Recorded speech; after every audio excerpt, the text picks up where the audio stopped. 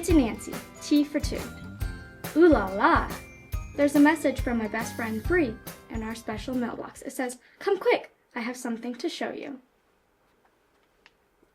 The mail basket is set on a rope that runs between our houses. This way, we can always stay in touch.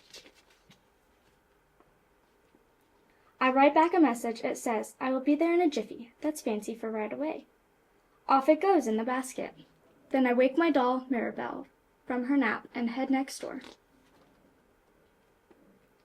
As soon as I arrive, Bree says, "Close your eyes and count to 3. Un, trois, trois." I love counting in French.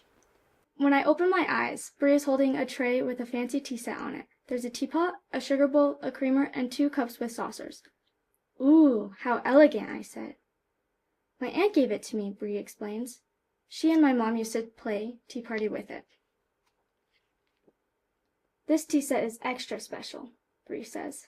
"It's real china, not plastic. That's why there are a few little chips. We decide to have a tea party right away. A doll tea party. Isn't it lucky I brought Mirabelle with me?" We put out placemats, set the table, stick some flowers in a vase, and voila, it's party time.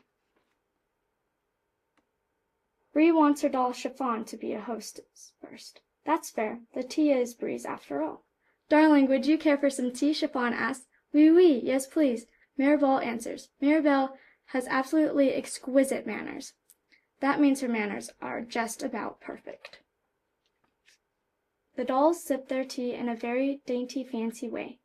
When they are done, I say, "Now it's Mirabelle's turn to pour," and I reach for the teapot. "No," Bree says. She pushes my hand away. "Chiffon is still the hostess."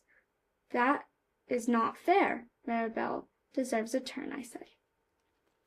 I reach to take the teapot from Bree. Then something horrible happens. The teapot goes flying. And when it lands, its lid breaks into 2 pieces. "My tea set is a wreck," Bree shouts. "It was an accident," I say, "and anyways, the teapot already had a chip in it." Bree flops on her bed and covers her face. "Go home. I don't want to play." "Fine, I am leaving and I'm not coming back." Then Mirabelle and I storm out of Bree's house and back to mine.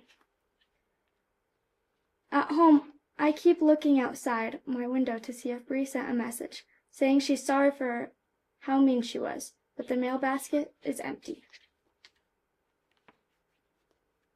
During dinner, my mom asks if something is wrong, so I tell everyone what happened. My dad says, "Even though it was an accident, it was your fault the teapot broke." My mom asks, "Did you say you were sorry?" "Well, not exactly," I say. "That's what you need to do," Mom says. "My parents are right. But what if Bree stays mad at me forever?" The next morning, I go over to Bree's house to apologize, which is the fancy word for saying sorry. But when she answers the door, all I do is burst into tears. Bree starts crying then too. "I'm sorry I hogged the tea set, and I'm sorry I broke the teapot.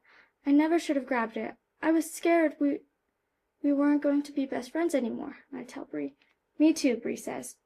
Then we embrace, which is fancy for hug. And guess what? The teapot is already repaired, which means it's fixed and fine again, just like our friendship. The end.